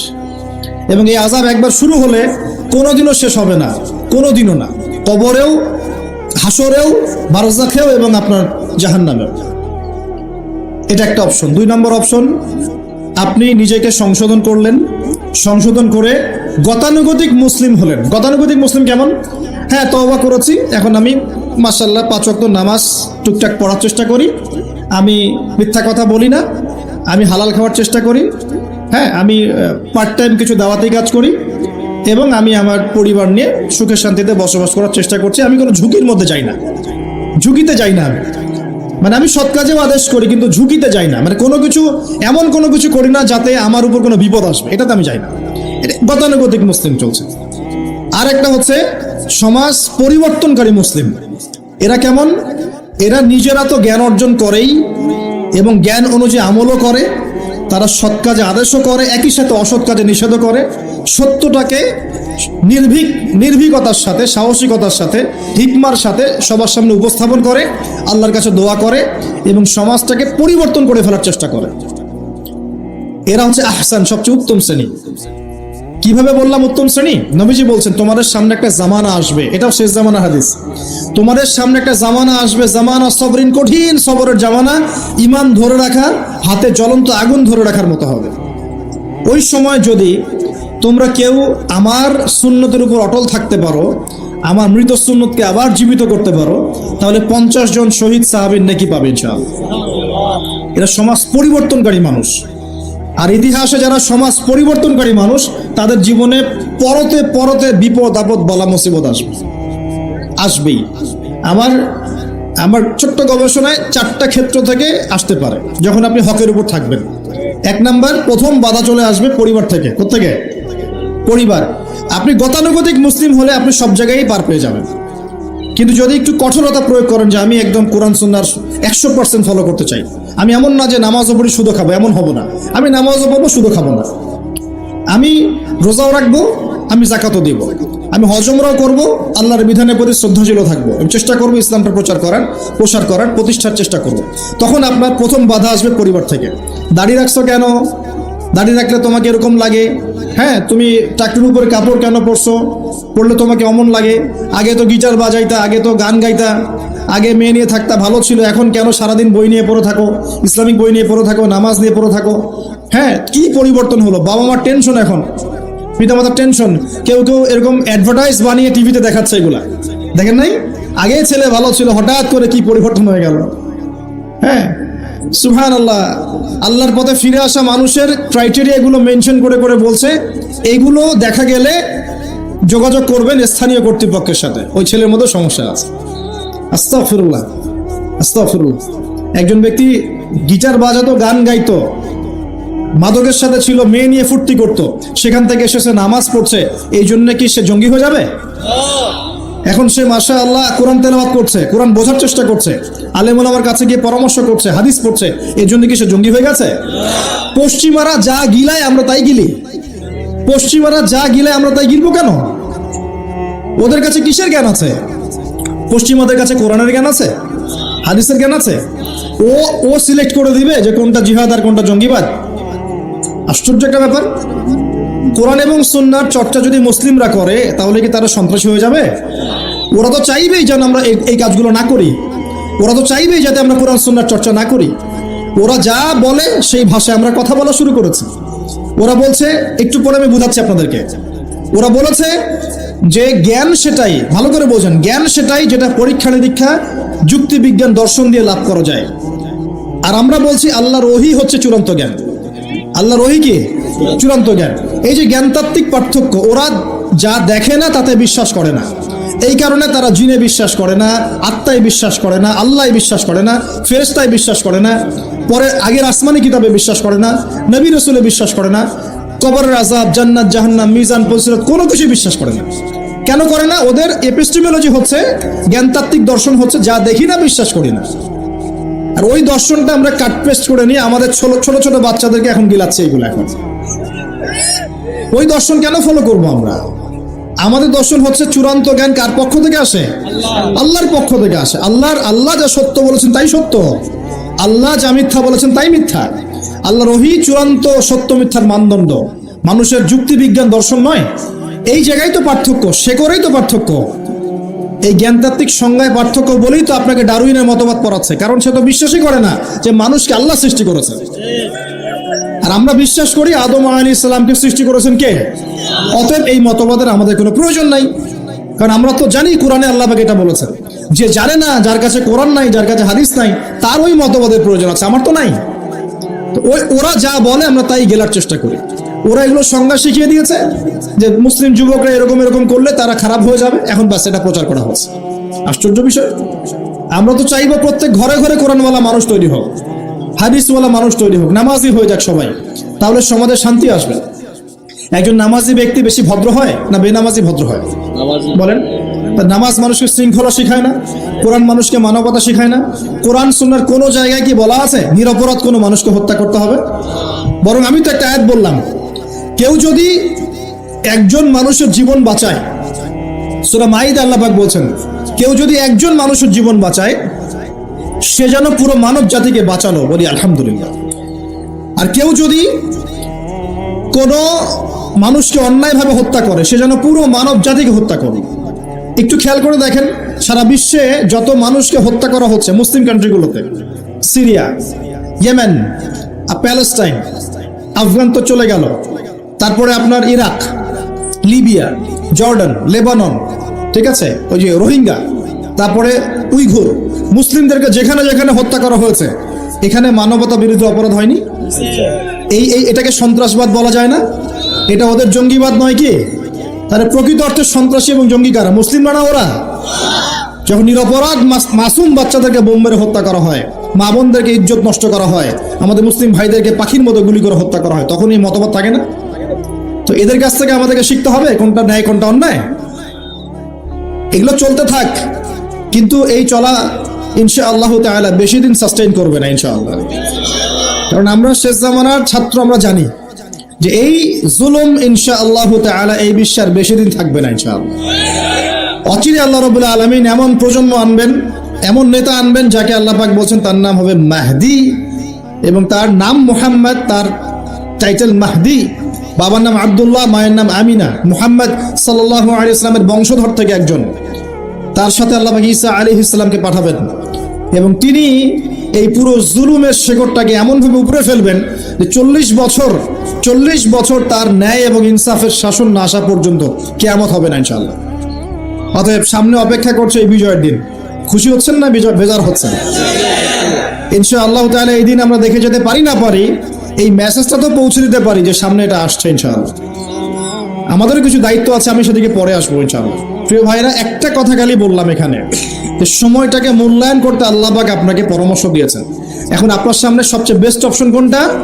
আপনি পাপগুলোর লিস্ট করে 2 রাকাত নামাজ পড়বেন, সুন্দর করে ওযু করে চোখের পানি ছেড়ে দিয়ে আল্লাহকে বলবেন, আল্লাহ এই 30 বছর আমি যত পাপ করেছি, যত পাপ আল্লাহ করেছি, জেনে করেছি না জেনে করেছি, বুঝে করেছি না বুঝে করেছি, প্রকাশ্যে করেছি গোপনে করেছি, যত পাপ আল্লাহ হয়েছে আমার দ্বারা, আল্লাহ তুমি সমস্ত পাপকে মাফ করে দাও।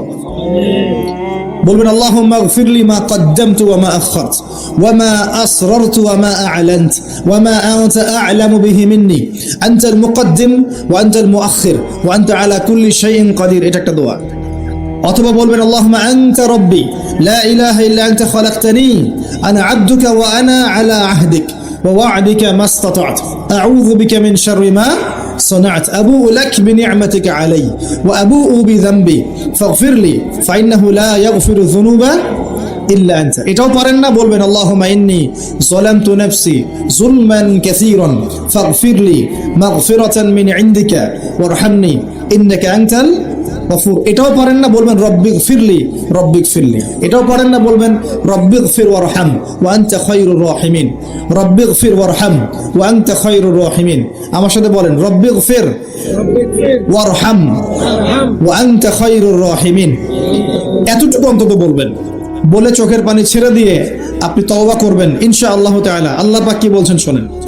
আল্লাহ পাক বলছেন সূরা ফুরকানের শেষের দিকে, আল্লাহ পাক বলছেন ইল্লা মান তাবা, যে ব্যক্তি তওবা করে ফিরে আসবে, ওয়া আমানা, এবং ঈমান নিয়ে আসবে, ওয়া আমিলা আমালান সালিহান, এবং সতামল সম্পাদন করা শুরু করবে, মানে এরপর আর খারাপ কাজ করবে না, বাকি জীবন ভালো কাজ করবে। আল্লাহ পাক বলেছেন উলাইকা আল্লাযীনা উলাইকা ইল্লা মান তাবা ওয়া আমানা ওয়া আমিলা আমালান সালিহান ফাউলাইকা ইউবাদদিলুল্লাহু সাইয়্যাতিহিম হাসানাত। এরাই সেই ব্যক্তি, এরাই সেই সব মানুষ যাদের সমস্ত গুনাহকে আল্লাহ পাক নেকি দিয়ে পরিবর্তন করে দিবেন ইনশাআল্লাহ। শুধু গুনাহ মাফ করে দিবেন না, আল্লাহ পাক বলেছেন শুধু গুনাহ মাফ করব না, যদি গুনাহ হয়ে থাকে 1 কোটি, আল্লাহ পাক 1 কোটি নেকি দিয়ে পরিবর্তন করে দিবেন ইনশাআল্লাহ। কিসের অপেক্ষা তাহলে এখন? আজকে কোনো অপেক্ষা হবে? আজকে রাত্রে ইনশাআল্লাহ তওবা করে, এখনই তওবা করে ফেলবো ইনশাআল্লাহ। ওয়াজ শুনে বাসায় গিয়ে জায়নামাজে বিছিয়ে 2 রাকাত নামাজ পড়ে খাস তওবা করে, এভারেজ মুসলিম হওয়ার তওবা করব না। কিরকম মুসলিম হওয়ার তওবা করব? যেই মুসলিমরা সমাজ পরিবর্তন করে দিয়েছে ওই মুসলিম হওয়ার চেষ্টা করবো ইনশাআল্লাহ। এটা করতে গেলে কি লাগবে? ফার্স্ট অফ অল আপনাকে জ্ঞান অর্জন করতে হবে। কি করতে হবে? প্রচুর পড়াশোনা করতে হবে, জ্ঞানের বিপ্লব চাই, জ্ঞানের পুরো বিপ্লব চাই। তারপরে বেশি বেশি নেক আমল করতে হবে নবীর সুন্নাহ অনুযায়ী, এরপর হালাল খাইতে হবে, তারপরে আদর্শ পরিবার করতে হবে, নিজের পরিবারে পর্দা সালাত কায়েম করতে হবে, তারপরে সমাজে সৎ কাজে আদেশ করবেন, অসৎ কাজে নিষেধ করবেন, এই যে মানব কল্যাণমূলক কাজ করবেন, সবার সাথে ঐক্যবদ্ধ থাকবেন, বিভক্ত হবেন না, সবার কল্যাণ চাবেন, কারো অকল্যাণ চাবেন না, কারোর সাথে হিংসা বিদ্বেষ গীবত আমাদের মধ্যে যাবেন না, সমালোচনা সংস্কৃতির মধ্যে যাবেন না, আল্লাহওয়ালা আত্মশুদ্ধিওয়ালা মানুষের কাছে থাকবেন, পলিটিশিয়ানদের সাথে ভালো সম্পর্ক রাখবেন, তাদেরকে নিয়ে দিনের কাজ করবেন, তাদেরকে বাদ দিয়ে দিনের কাজ করবেন না, তাদেরকে নিয়ে দিনের কাজ করবেন, এবং তাদের মধ্যে যারা সৎ যারা তাদেরকে ভোট দিবেন। সমস্যা কি? ডেমোক্রেসি 100% ইসলামিক পদ্ধতি কিনা সেটা পরের প্রশ্ন। এখান থেকে আপনি এখন বের হতে পারছেন না, তার মানে এখান থেকে স্কিপ করা আপনার পক্ষে পসিবল হচ্ছে না। তাহলে যে ব্যক্তি সৎ তাকে কমসে কম নিযুক্ত করেন, সমস্যা কোথায়? তার দ্বারা কিছুটা হলেও তো উপকার হবে। মানে নাই মামার চেয়ে তো কানা মামা ভালো নাকি? খেলাফত তো কায়েম করতে পারছেন না, পারছেন?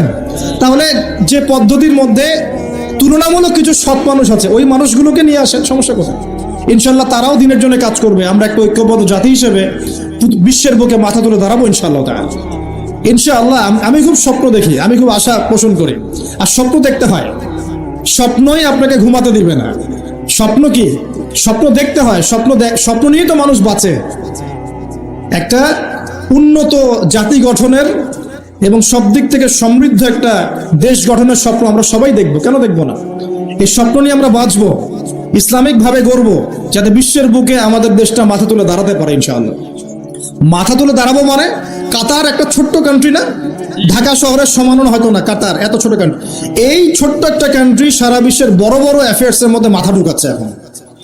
আপনারা কি জানেন যে আমেরিকার সাথে তালেবানদের যে মিউচুয়াল আত্মসমর্পণের বা মিউচুয়াল যেটা হয়েছে সন্ধি, যেটা আমরা বলি যুদ্ধবিরতি, বলা যায় যে আমেরিকার পরাজয় এবং তাদের বিজয়, এটাই বলা যায়। তো এখানে সবচেয়ে ভালো ভাইটাল রোল কে প্লে করেছেন জানেন? এই কাতার, ছোট্ট একটা কান্ট্রি।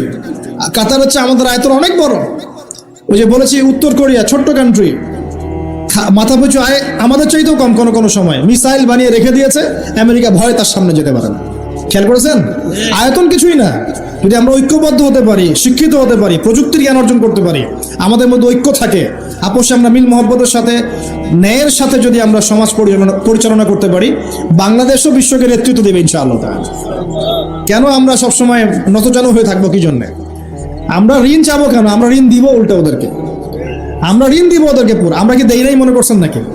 একটা সময় ছিল যখন আমরাই সবাইকে লোন দিয়েছি, জানেন? একটা সময় ছিল যখন এই মুসলিমদের লোনের উপরে পশ্চিমারা টিকে থাকতো। আমরা ওদেরকে জ্ঞান দিয়েছি, মেডিকেল সায়েন্স দিয়েছি, প্রযুক্তির সবকিছু দিয়েছি। ওই মঙ্গোলিয়ানরা যখন আক্রমণ করেছিল বাগদাদ হালাকু খায়ের সময়, তখন আমাদের একটা অধঃপতন ঘটেছে, অনেক জ্ঞান, অনেক সম্পদ নষ্ট হয়ে গেছে। তারপর যখন ক্রুসেড শুরু হলো, ক্রুসেড ব্যাক টু ব্যাক 3-4টা ক্রুসেড হয়েছে, এই ক্রুসেডগুলোতে মুসলিমদের কিছুটা অধঃপতন হয়েছে। এরপর যখন অটোম্যানরা রাশিয়ার পক্ষ নিয়েছে, আর প্রথম বিশ্বযুদ্ধে যখন ব্রিটেন জয়লাভ করে, তখন মুসলিমদের অধঃপতন শুরু হয়েছে। এর আগ পর্যন্ত মুসলিমরা সারা বিশ্বকে শাসন করেছে। আমাদের ইতিহাস ভুলে গেলে চলবে না। স্বপ্ন দেখেন, ইতিহাস পড়েন, আল্লাহ পাক সময়ের মূল্যায়ন করতে বলেছেন। প্রিয় ভাইরা, ইতিহাস পড়েন, কোরআনের হিস্ট্রি পড়েন, বিশ্বের হিস্ট্রি পড়েন, নিজের সময়কে মূল্যায়ন করেন। আজকেই তওবা করেন, ফিরে আসেন এবং দ্বীনের জন্য কাজ করার প্রত্যয় ব্যক্ত করেন। আল্লাহ পাক তৌফিক দান করুন। এই সময়ের কসম করে আল্লাহ বলছেন সবাই ক্ষতির মধ্যে আছে। সবাই বলতে কারা? সবাই বলতে সেই সব মানুষ বাদ দিয়ে যারা 4টা গুণ অর্জন করবে। কয়টা গুণ ভাই? মাত্র 4টা গুণ। কয়টা গুণ? এই 4টা গুণ একসাথে অর্জন করতে পারবো ইনশাআল্লাহ? ওয়াদা করছি পারবো ইনশাআল্লাহ? চেষ্টা করবো তো ইনশাআল্লাহ? শুনে নেন, সংক্ষিপ্ত করে বলছি। এক, আমাদের সবাইকে মুমিন হতে হবে। ইল্লাল্লাযীনা আমানু, যারা ঈমানদার। ঈমানদার কারা?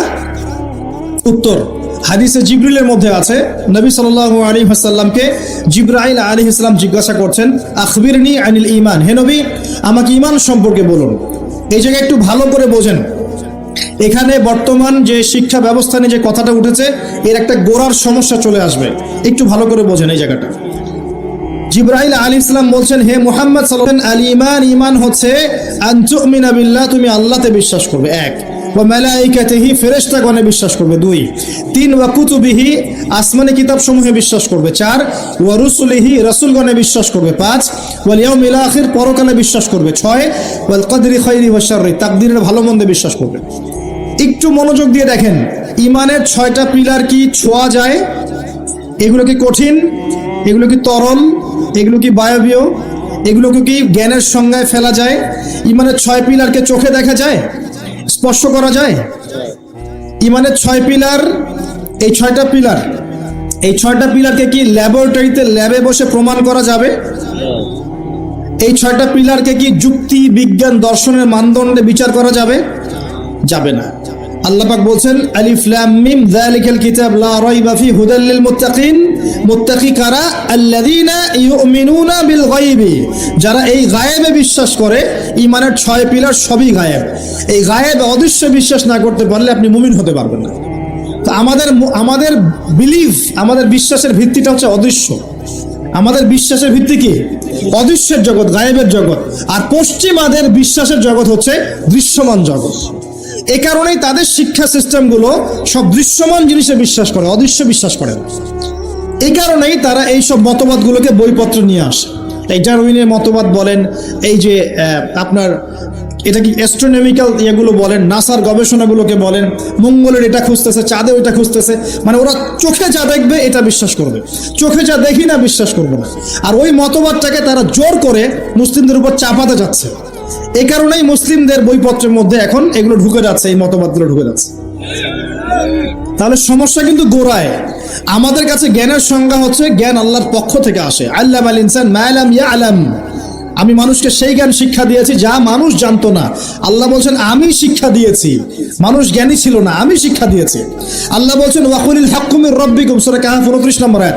আল্লাহ বলছেন হক সেটাই, জ্ঞান সেটাই যা তোমার রবের পক্ষ থেকে নাজিল হয়। আল্লাহ বলছেন ফালা তাকুনান্না মিনাল মুমতারিন, এই হক আল্লাহর পক্ষ থেকে আসে, তুমি সন্দেহ পোষণ করো না। ওদের জ্ঞানের সংজ্ঞা জ্ঞান দেখা যায়, ছোঁয়া যায়, উপলব্ধি করা যায়, এর আলোকে জ্ঞান তারা নির্ধারণ করে। আমরা বলছি জ্ঞান হচ্ছে আল্লাহর পক্ষ থেকে আসে।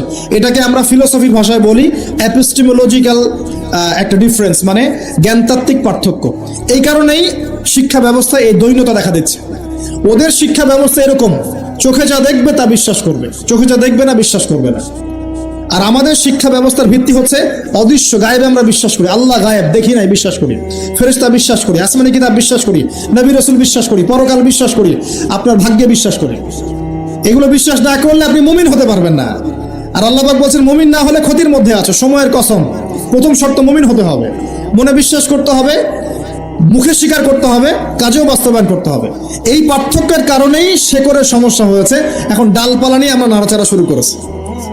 এইটা কেন, ইতিহাস কেন বিকৃত হচ্ছে, কেন ডারউইনের মতবাদ, কেন এই কেন সেই, এর শেকড়টা হচ্ছে এখানে। এখানে জ্ঞানতাত্ত্বিক পার্থক্য আছে। তো ওরা জ্ঞানের সংজ্ঞা যা বোঝে, আমাদের সংজ্ঞা তা নয়। আর ওদের বুঝটাকে জোর করে চাপিয়ে দেওয়া হচ্ছে আমাদের উপরে, দ্যাটস অল। এখন সলিউশন কি? সলিউশন হচ্ছে আপনাকে বিকল্প সিলেবাস চিন্তা করতে হবে। এমন সিলেবাস যেখানে জেনারেল এবং ইসলামিক শিক্ষার সমন্বয় থাকবে এবং সেগুলোকে পড়ানোর মতো মুত্তাকি টিচারও থাকতে হবে। এরকম ইনস্টিটিউশন থাকতে হবে, বা যেগুলো আছে সেগুলোর মধ্যে নতুনত্ব, সিলেবাসে নতুনত্ব এনে, সংস্কার এনে ইনপুট করতে হবে। অথবা উপরের লেভেল থেকে কোনো উদ্যোগ গ্রহণ করলে ইনশাআল্লাহ সমস্যা সলভ হয়ে যাবে। আর আমরা আশা করি আমাদের ঊর্ধ্বতন কর্তৃপক্ষ যারা আছেন তারা জোর করে আমাদেরকে এগুলো চাপিয়ে দিবেন না ইনশাআল্লাহ।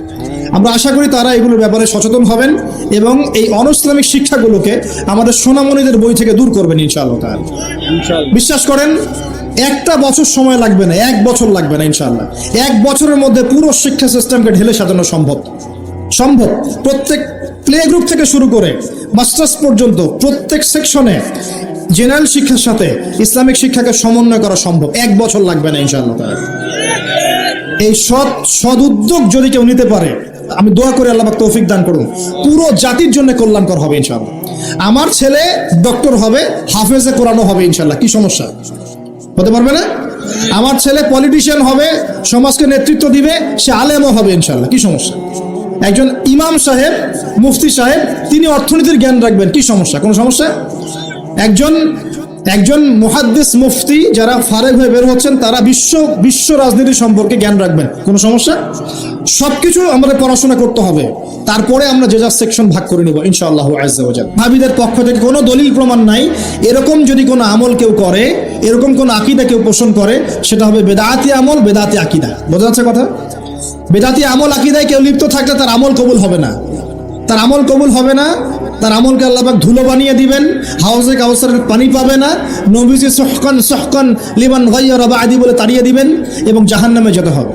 বেদাত যে করে সে তো অপরাধী, যে বেদাতিকে সম্মান পর্যন্ত করে তার উপর আল্লাহ পাক লানত করেছেন, ফেরেশতা লানত করবে। কথা বুঝতে পারছেন? মান আহদাসা হাদাসান, কেউ যদি কোনো বেদাত করে, আও আওয়া মুহদিসান, নিজে বেদাত করে না কিন্তু বেদাতিকে আশ্রয় দেয় বা সম্মান প্রদর্শন করে, ফাআলাইহি লানাতুল্লাহি ওয়া মালাইকাতিহি ওয়ান নাসি আজমাইন, তার উপরে আল্লাহ, ফেরেশতা, পুরো মানব জাতির অভিশাপ বর্ষিত হবে বলে নাউযুবিল্লাহ। অন্য হাদিসে আছে, সে যেন ইসলামকে ধ্বংস করার ব্যাপারে সাহায্য করবে। অতএব এই স্রোতে গা ভাসাবেন না, স্রোতে গা ভাসিয়ে দিবেন না। যে আমলের দলিল আছে, প্রমাণ আছে, এগুলোই আমলে সালেহ। যেগুলো দলিল প্রমাণ নাই, মানুষ বানিয়ে নিয়েছে, এগুলো আমলে সালেহ নয়, এগুলো করলে উল্টা গুনাহ হবে। নবীজি বলছেন একটা হাদিসে যে ফামান রাগিবা আন সুন্নতি ফালাইসা মিন্নি, কেউ যদি আমার সুন্নাত থেকে মুখ ফিরিয়ে নেয়, সে আমার উম্মতের অন্তর্ভুক্ত না। কুল্লু বিদআতিন দালালা, প্রত্যেকটা বেদাত ভ্রষ্টতা, ওয়া কুল্লু দালালাতিন ফিন-নার, প্রত্যেক ভ্রষ্টতার পরিণাম হবে জাহান্নাম। যে আমলটা করবেন চেক করে দেখবেন দলিল প্রমাণ আছে কি নাই। এখন যদি দেখেন সমাজের সব মানুষই বেদাত করে, আপনি কি করবেন? এখন বলবেন সামাজিকতার খাতির আমিও করি, তাহলে ওই সমাজ যদি জাহান্নামে যায় আপনাকেও যেতে হবে। নাউযুবিল্লাহ। ইসলাম সামাজিকতা দেখে চলে না, ইসলাম চলে কোরআন এবং হাদিস দেখে। সুন্নত সামাজিকতার ধার ধারে না, সুন্নত ধার ধারে দলিলের। দলিল আছে কিনা, প্রমাণ আছে কিনা, নবী করেছেন কিনা, সাহাবী করেছেন কিনা, ইমামদের থেকে প্রমাণ আছে কিনা, আমরা সেটা দেখব। প্রমাণ নাই, দলিল নাই, যত টাটকা মজার মুখরোচক মনে হোক না কেন, সবাই করুক না কেন, আপনার করা যাবে না, করলে বেদাত হয়ে যাবে। আল্লাহ পাক বোঝার তৌফিক দান করুন। আর বেদাত তো করবেনই না, বেদাতিকে সম্মানও করবেন না। বেদাতিকে ট্রল করতে করতেই তো ভাইরাল হয়ে গেছে, ট্রল করতে করতে, মজা করতে করতেই তো ভাইরাল হয়ে গেছে। এই তো সমস্যা আমাদের। আল্লাহ পাক বোঝার তৌফিক দান করুন, আমিন। আরেকটা বিষয় হলো ওয়াতাওয়াসাউ বিল হক, যারা পরস্পরকে হকের দাওয়াত দেয়। আচ্ছা, হকটা কি? এখন হকের সংজ্ঞা সূরা কাহাফের 29 নম্বর আয়াত আছে। কোন আয়াতে? কোন সূরা বলেন? সূরা কাহাফ কত নম্বর আয়াত? 29। সূরা বাকারাতেও আছে, সূরা কাহাফে আল্লাহ বলেছেন, আল্লাহ পাক বলেছেন হকটা কি? ওয়াকুল হাক্কু মির রাব্বিকুম, বাস শেষ। হে নবী বলে দিন, হক সেটাই যা তোমার রবের পক্ষ থেকে নাজিল হয়। হকটা কি? যা তোমার রবের পক্ষ থেকে নাজিল হয়। বলেন তো রবের পক্ষ থেকে কি নাজিল হয়েছে? কোরআন এবং তার ব্যাখ্যা কি আছে? হাদিস। যখন তাওরাত নাজিল হয়েছিল সেটা কি হক ছিল? ছিল। যখন তাওরাত নাজিল হয়েছে তখন সেটাও হক ছিল। যখন ওটাকে বিকৃত করা হয়েছে, তারপর আল্লাহ পাক জাবুর নাজিল করেছেন দাউদ আলাইহিস সালামের উপরে। এই জাবুর যখন নাজিল হয়েছে তখন জাবুরই হক ছিল। যে জাবুর মানতো না সে কাফের হয়ে গিয়েছিল, যে জাবুর মানতো সে মুসলিম ছিল। এরপর ইনজিল এসেছে, জাবুর বিকৃত হওয়ার পরে ইনজিল যখন এসেছে, ইনজিলই হক ছিল। ইনজিল যে মেনেছে আল্লাহ পাক তাকে মুসলিম বলেছেন, সেও মুসলিম ছিল। যে ইনজিল মানে নাই সে কাফের হয়ে গিয়েছিল। ইনজিলকে বিকৃত করার পরে আল্লাহ পাক দিয়েছেন কি? সর্বশেষ আসমানি কিতাব আল কোরআনুল কারীম এবং তার ব্যাখ্যায় নবীর সুন্নাহ, হাদিস নবী সাল্লাল্লাহু আলাইহি ওয়াসাল্লাম। এই কোরআন এবং সুন্নাহকে মিলেই ইসলাম। এই ইসলাম হচ্ছে একটা কমপ্লিট কোড অফ লাইফ, জীবনের সব ক্ষেত্রে সমাধান আছে। এখন এই হকটার দাওয়াত আল্লাহ পাক দিতে বলছেন। তাহলে দাওয়াতটা কিভাবে শুরু করব? আগে জ্ঞান অর্জন করব, নিজে আমল করব, নিজের উপর প্রতিষ্ঠা করব, আমার পরিবারে প্রতিষ্ঠা করব ইনশাআল্লাহ। আমার নিকটস্থ আত্মীয়দেরকে দাওয়াত দিব, আমার বন্ধু মহলে দাওয়াত দিব, আমার বান্ধবীদেরকে, আপনার বান্ধবীদেরকে দাওয়াত দিবেন। আপনার বান্ধবী মানে মেয়েদেরকে বলছি আর কি, আপনাকে বলছি না, বোনদেরকে বলছি। আপনারা আপনাদের বান্ধবীদেরকে দাওয়াত দিবেন, আপনারা বন্ধুদেরকে দাওয়াত দিবেন। এই যুগে সবাইকে কমপক্ষে পার্ট টাইম দায়ী হতে হবে, সবাইকে কমপক্ষে পার্ট টাইম দায়ী সবাইকে হতে হবে। আপনি নামাজ পড়ছেন, নামাজের দাওয়াত দেন। আপনি দান সদকা করেন, দান সদকার দাওয়াত দেন। আপনি সুদ খাচ্ছেন না, আপনি দাওয়াত দেন ভাই সুদ খায়েন না। যেগুলো স্পষ্ট সেগুলোর দাওয়াত আপনি দিবেন। ইখতিলাফি মাসআলাগুলোকে নিয়ে ব্যস্ত হবেন না। ইখতিলাফি মাসআলাগুলোকে নিয়ে ব্যস্ত হলে উম্মাহ বিভক্ত হয়, ফাটল সৃষ্টি হয়। আল্লাহ পাক আমাদের সবাইকে হকের দাওয়াত দেওয়ার তৌফিক দান করুন। এরপরে যদি আল্লাহ পাক আরো বড় ক্ষমতা দেন, তখন আরো বড় পরিসরে আমরা দাওয়াতি কাজ করবো ইনশাআল্লাহ তাআলা। শুরুটা হবে ব্যক্তি জীবন থেকে। আল্লাহ পাক আমাদের সবাইকে ব্যক্তি জীবন পরিবর্তন করার তৌফিক দান করুন। আমাদের পারিবারিক জীবন পরিবর্তন করার তৌফিক দান করুন। আমাদের সমাজকে পরিবর্তন করার তৌফিক দান করুন। আমাদের রাষ্ট্র নেতাদেরকে আল্লাহ পাক হেদায়েত দান করুন, আমরা দোয়া করি। সবশেষ কথা, ওয়াতাওয়াসাউ বিসসবর, যারা সবরের উপর থাকবে এরা ক্ষতিমুক্ত থাকবে। হকের সাথে সবরের কথা কেন? এর জন্য একজন নবীর কথা বলাই যথেষ্ট। তারপরে আমি কয়েকজনের কথা বলছি। নূহ আলাইহিস সালাম, নাম শুনেছেন? নাম শুনেছেন? কত বছর দাওয়াত দিয়েছেন? কত বছর? 950 বছর। কত বছর? 950 বছর তিনি দাওয়াত দিয়েছেন মানুষকে। তাও আল্লাহ তার ভাষায় বলছেন সূরা নূহের মধ্যে, তিনি বলছেন ইন্নী দাআউতু কওমি লাইলা ওয়া নাহার। তিনি বলছেন নূহ আলাইহিস সালাম, হে আল্লাহ, আমি দিন রাত মানুষকে দাওয়াত দিয়েছি। দিন রাত, দিন আমি যে 1 ঘন্টা 1.5 ঘন্টা ওয়াজ করলাম এমন না, দিন রাত মানুষকে দাওয়াত দিয়েছি আমি। ওয়ালাম ইয়াজিদহুম দুআই ইল্লা ফিরারা। আমার দাওয়াত শুনে মানুষ খালি পালিয়ে গেছে, পালিয়ে গেছে। মানুষ আমাকে পাগল বলেছে। মরুভূমির মধ্যে জাহাজ বানাচ্ছ, মানুষ পাগল বলেছে, কটাক্ষ করেছে, গালি দিয়েছে, হত্যার চেষ্টা করেছে। আল্লাহ, আমি দিন রাত মানুষকে দাওয়াত দিয়েছি। শেষমেশ তিনি এতটাই মানে দুঃখ ভরাক্রান্ত মন নিয়ে দোয়া করছেন, তিনি বলছেন ইয়া রব্বি লা তাযার আলাল আরদি মিনাল কাফিরিনা দাইয়ারা। আল্লাহ 950 বছর দাওয়াত দিয়েছি, এই কয়টা মানুষ ইসলাম কবুল করেছে। আল্লাহ, তুমি এই পৃথিবীতে কোনো কাফেরকে আর বাকি রেখো না, আযাব দিয়ে ধ্বংস করে দাও। তিনি বলছেন রব্বি আন্নী মাগলুবুন ফান্তাসির, সূরা কমারের মধ্যে আছে। তিনি বলছেন আল্লাহ, আমি পরাজিত হয়ে গেছি, আমাকে সাহায্য কর, আমি আর পারছি না। কোন পর্যায়ে গেলে একটা মানুষ এই কথা বলতে পারে? আমরা তো 2 দিন 4 দিন দাওয়াতি কাজ করে হাবশায় যাই। এক ভাইকে নামাজের দাওয়াত দিয়েছি 3 দিন, নামাজ পড়ে না, বলছি তোর দ্বারা হবে না, আশা শেষ করে ফেলি, আশা পোষণ করি না। হ্যাঁ, পরিবারে স্ত্রী কথা শোনে না, 1 বছর সবর করেছি, তালাক দাও তালাক দাও, চলবে না, এরকম মনে করি আমরা। ঠিক আছে, সন্তানকে দাওয়াত দিই, কথা শোনে না, সন্তানকে আমরা ত্যায্য পুত্র করে ফেলছি।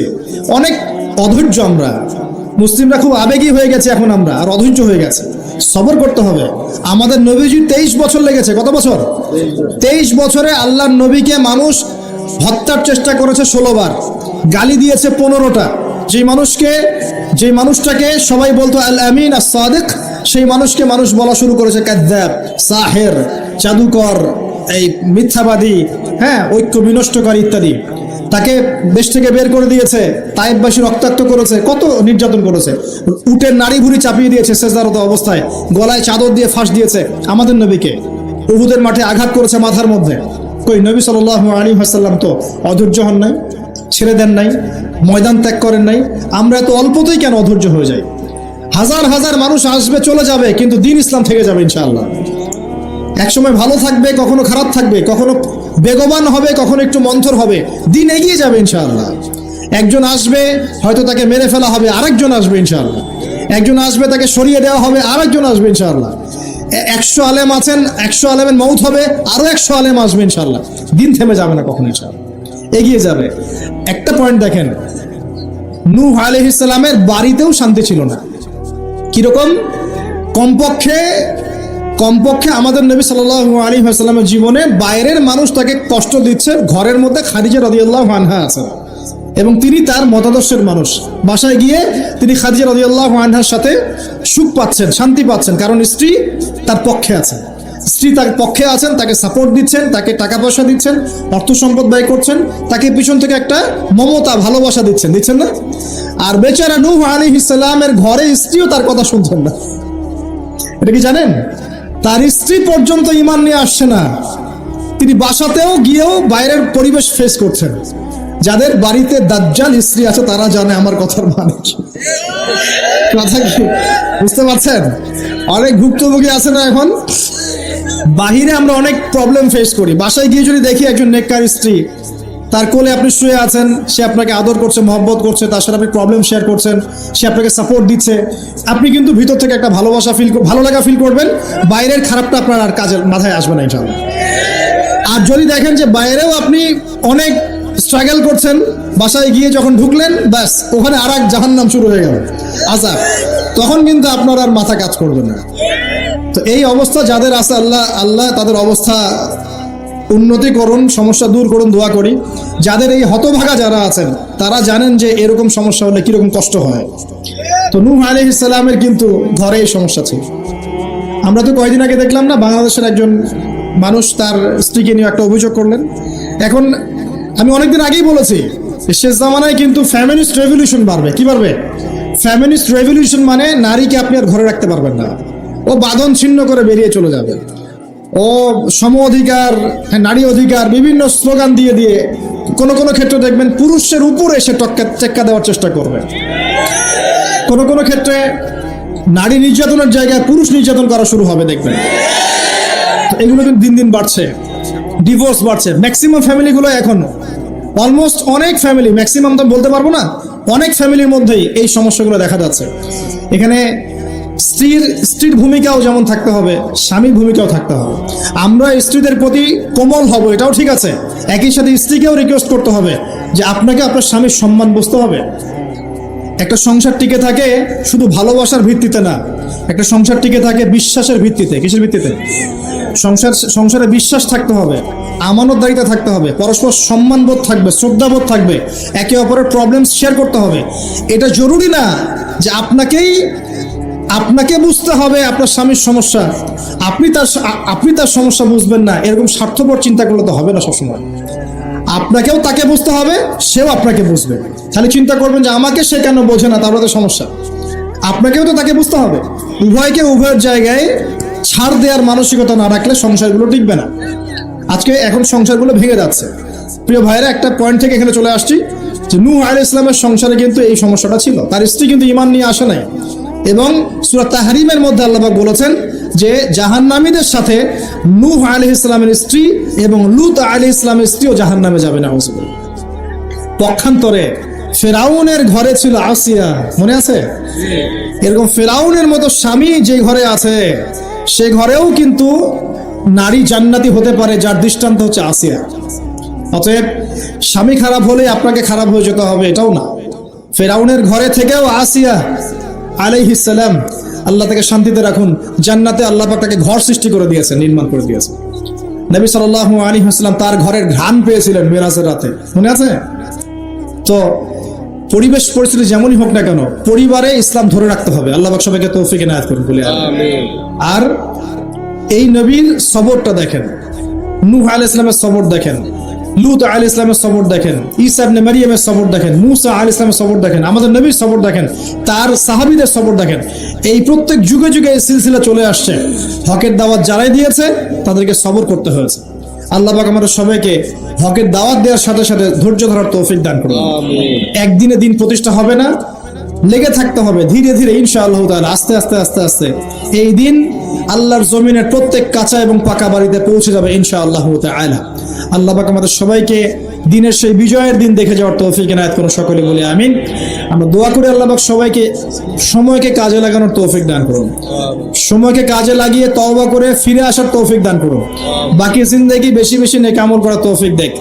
আল্লাহ পাক আমাদের সবাইকে ঈমানদার বানিয়ে দেন, বেশি বেশি আমল সালেহ করার তৌফিক দান করেন, হকের দাওয়াত দেওয়ার তৌফিক দান করেন, সবর করার তৌফিক দান করেন, এবং আল্লাহ রাব্বুল আলামিন দৃশ্য অদৃশ্যের সমস্ত অনিষ্ট ক্ষতি থেকে আল্লাহ পাক আমাদেরকে বাঁচিয়ে রাখেন। এই চারটা গুণ যারা অর্জন করতে পারবেন ইনশাআল্লাহ, আল্লাহ পাক বলছেন তারা ক্ষতির মধ্যে থাকবে না, দুনিয়াতেও সফল হবে ইনশাআল্লাহ, পরে গেল আল্লাহর নবীর সাথে জান্নাতে থাকবে ইনশাআল্লাহ তাআলা। আল্লাহ পাক আমাদের সবাইকে নবী সাল্লাল্লাহু আলাইহি ওয়াসাল্লামের সাথে জান্নাতে থাকার তৌফিক এনায়েত করুন, সকলেই বলি আমিন।